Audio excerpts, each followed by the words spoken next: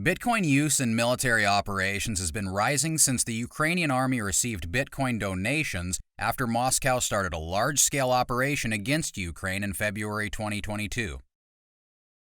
According to new statistics from blockchain analytics startup Elliptic, within a 12-hour period there was approximately $400,000 in Bitcoin contributed to Come Back Alive, a Ukrainian nonprofit group that supports the armed forces.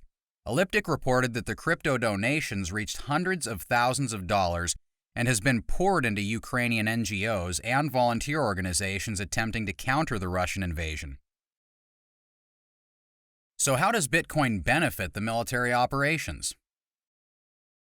It has been realized that volunteer groups have historically supplemented the work of Ukraine's military by providing additional resources and manpower. For assistance, when pro-Russian Ukrainian President Viktor Yanukovych was deposed in 2014, volunteers stepped up to assist protesters.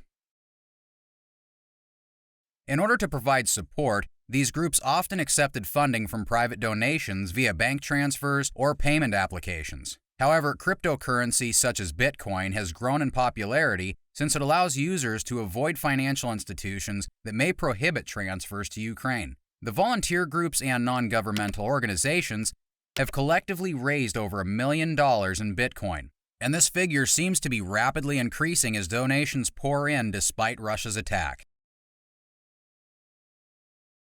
Volunteers from non-governmental organizations such as Come Back Alive, which has accepted cryptocurrency since 2018, have used the Bitcoin for a number of purposes. These include buying military weapons, medical supplies, training services, and drones to the Ukrainian army, as well as supporting the development of a facial recognition device intended to identify whether someone is a Russian soldier or a spy. Another organization, the Ukrainian Cyber Alliance, has received about $100,000 in Bitcoin, Litecoin, Ether, and a variety of stablecoins during the previous year. Alliance activists have been carrying out cyber attacks against Russia since 2016. Pro-Russian separatists, on the other hand, have also been collecting funds in Bitcoin from the beginning of the conflict.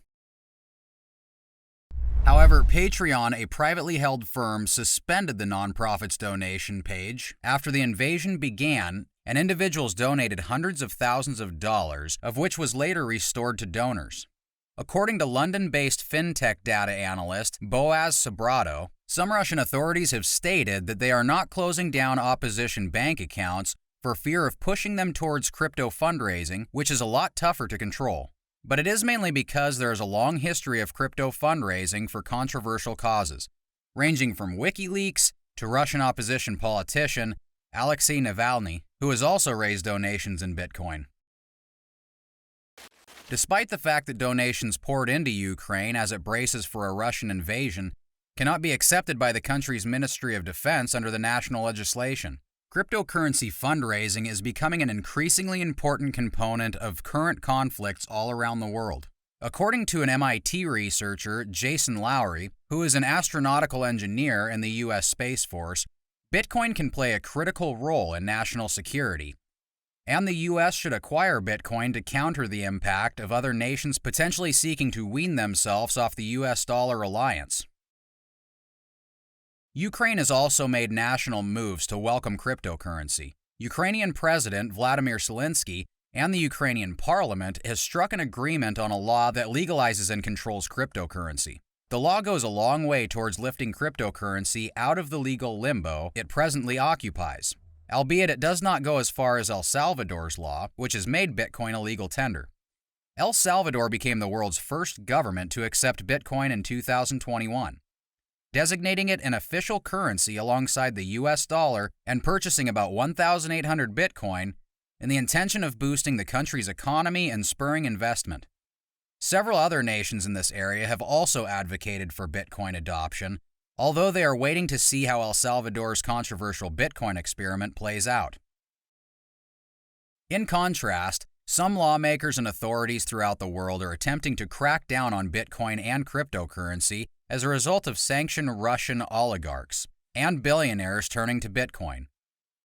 The U.S. Senator Elizabeth Warren, a longtime crypto skeptic, introduced a new measure that would prohibit Bitcoin and cryptocurrency firms from doing business with sanctioned countries. In terms of Bitcoin donations to helping Ukraine military forces, Ukraine has authorized the usage of cryptocurrencies. It is an opposite to its adversary, Russia, which has prohibited the use of cryptocurrency for payments and cash operations. Ukraine ratified the pro-crypto attitude and counting over 100 million in Bitcoin donations by March 2022. As of July 2022, Ministry of Digital Transformation of Ukraine has also raised over 60 million in donations from different crypto initiatives on the Aid for Ukraine website, including Bitcoin, Ethereum, USDT, DOT, SOL, and USDC. Aid packages including military equipment delivered to Ukraine in flat money by the US and the EU exceeds Bitcoin donations. However, the latter allows individuals to take part in the donations. The Giving Block, a U.S. crypto charity, states that Bitcoin donations has the potential to attract even new donors to support a variety of causes. This way, Bitcoin can be a beneficial force to support military and war.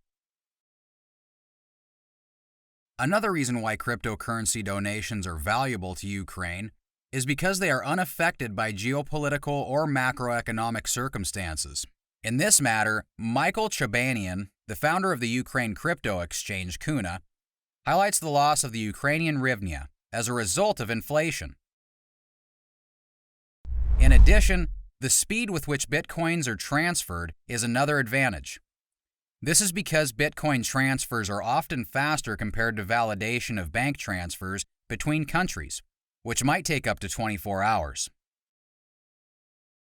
For these reasons, although there is a debate and risk associated with the use of Bitcoin in military, it is believed that it will be a crucial part of the Ukrainian economy as well as other nations around the world.